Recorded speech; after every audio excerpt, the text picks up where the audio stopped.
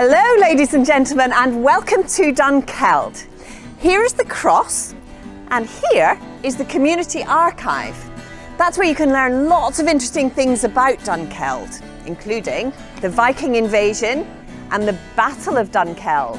Now, this was between the Jacobite clans who supported King James VII, the deposed King of Scotland, and a regiment of Covenanters, and they supported William of Orange, the King of Scotland. Oh, and there's another story about the bridge toll riots. Now, they were instigated by a man called Alexander Robertson. That's Alexander Dundonnachie Robertson! But you could just call me Dundonnachie. In 1825, there was 6 Alexander Robertsons in Dunkeld, and the youngest and most handsome had just arrived that day. I was born in the Cross House, now the ale shop just there. Now come closer. There's a great fraud being committed upon this town. You see, the 4th Duke of Atholl was empowered to build a bridge not exceeding the cost of £18,000. On the grounds he would make that money back via tolls. And he did. But does that mean his descendants stopped tolling people? No, they did not! In fact, the 7th Duke of Atholl was still charging people in 1868. Well, of course, he sent his goon, the tollkeeper, to do his dirty work for him. Actually, has anyone seen a long, slanky man scurrying about with his cap in his hand, begging a penny for the poor Duke? Ah, there he is. You wait here.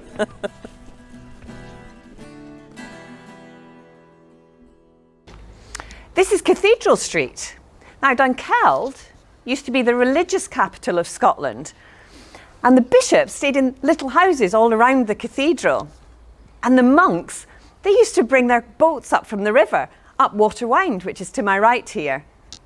Now, the cathedral itself, that you can see behind me, that has seen many battles over the centuries. And if you look closely, you can see holes from the musket fire during the Battle of Dunkeld. Now, to the left of the cathedral, there's what used to be the Royal School. And that's where Dundonnachie was thought to go. And judging from his career later as an author in social sciences and history, it must have been a pretty good school.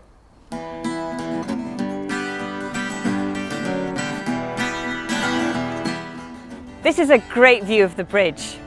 It was created by the 4th Duke of Atholl, who was empowered by an Act of Parliament in 1803 to build a bridge at a cost of no more than £18,000. And this was to be repaid by tolls. It was designed by Thomas Telford, a renowned civil engineer. Dunkeld Bridge is considered to be his finest Highland bridge. The Duke only wanted the very best, and Thomas Telford was that. Now, he used a mason called Patrick Brown, of whom very little is known. He wasn't one of Telford's usual masons, although apparently quite a competent tradesman.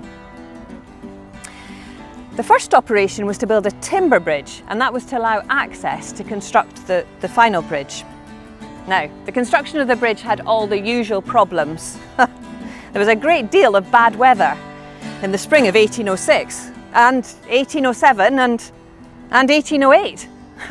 With snow and frost preventing the men from working.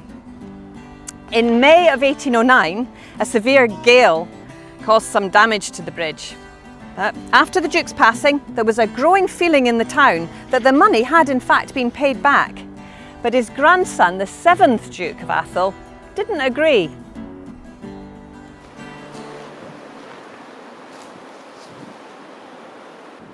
It's my bridge now, and you're not getting across for free! Is that right? Aye! We might come up there just now! No, you won't! Oh yes, we will! Oh no, you won't! Oh yes, we will! Well, the law is still in effect. This is my bridge now, and you will pay! Don't like it? Swim across! You know what? Ah, there he is! Oh, come on now, it's not that hard to pay the toll. Come on, just a few pennies. Come on, gang, let's get him! Right, that's enough trouble from you! I'm going to get the bobbies!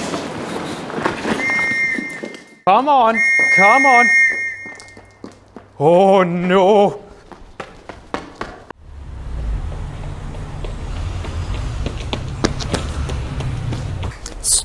right there, Dundonnachie. You've been causing a lot of trouble around here, you and your little gang. We've broken no laws. Oh, yes, you have. Oh, no, we haven't. Yes, you have. Now, let me see. Here it is. Murmuring a judge. Murmuring a judge? Yes, and that's the law which comes from King James. But that hasn't been used for 300 years. Ah, but the law's the law. That's 1 month in prison for you, plus a £50 fine, or another month in prison. Your choice. You lot aren't getting any more of my money. 2 months it is then. Of all the judicial villains I have met, this is an outrage. And you assaulted the toll keeper. Yeah, well, it's a thought that counts. Come and get him, boys.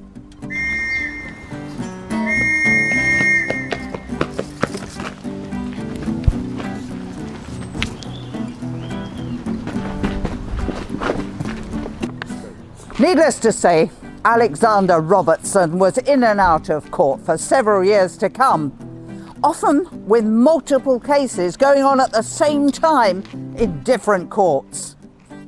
He often represented himself, and to give him credit, he showed an admirable knowledge of the law. He said it was unjust to be criticised under the Act of King James. But as I said, the law's the law. He didn't think so. He actually spent the rest of his life trying to have this injustice put aside. Now, it seems to me that you lot are only getting one side of the story. Now that rascal is locked away, we can finally have some peace. They've caused enough trouble. They stole gunpowder from a building over there and blew up my hermitage. My grandfather was entitled to charge the public to cross the bridge in return for payment for building the bridge. And the dukes that followed, myself included, continued to charge for maintenance costs. And I'm glad we did. It's money well spent, as the bridge is still in use over 200 years later. That being said, it wasn't the first bridge in Dunkeld. There had been other bridges. One of these was started by Bishop Lauder in 1461. Of course, that one was washed away by the mighty Tay. In fact, one of the 560-year-old stones can still be seen in the river. Well, maybe if they'd charged a toll, they could have kept them up. Now then, I'd like to take you to show you where the old bridge gates were. Here is the toll house where the toll keeper lived. Somebody else lives here now, of course. It was owned by the Duke and then auctioned to be rented out. The tenant then had the right to collect tolls. The tollkeeper at the time was one Peter Murray, and despite all the violence of the riots, he remained loyal to his post until the tolls were abolished. This is where the gates were. Now, the wooden gates were torn down, thrown into the Tay, and then they were put back up again. And then they were ripped down again and thrown into the river. Witnesses from the time say it was customary for people to gather on the bridge just to see the fun unfold. Eventually, the wooden gates were replaced with iron ones. Oh, come on, you. You've got a toll to pay, missy. Don't you run away from me. Oh, it's you lot. What are you doing here? Wait. That Dundonnachie's not with you anymore. Oh, thank goodness, because he made my life so difficult. I was only doing my job, and he'd walk up and down this bridge refusing to pay the toll. He'd even stand at those gates, mocking me. Can you believe that? Mocking me? Oh. We even had to get 55 police officers in to calm them down. Did that stop them? Oh no, it didn't. They're right nasty rascals doing that to my lovely bridge and my toll. We had to send the Black Watch in to stop them. Goodness gracious me. Wait a second. You lot haven't paid the toll. Come on, favourite toll. Oh no, oh no, oh no. Great news, everyone. Dundonnachee's been released from jail. He's going to give a speech over there. Come on. My popularity didn't diminish once I was released from my unjust imprisonment. In fact, I was greeted by a horse-drawn carriage, a pipe band, and even cannon fire. After the Black Watch were sent in to calm everything down, the gates weren't taken down for another 10 years. I went on to travel the world. London, Canada, America, giving lectures on the Highland clearances. You can probably sense a pattern here. Some say if I'd stayed out of trouble, I could have ended up in Parliament. But no, the trouble was definitely worth it.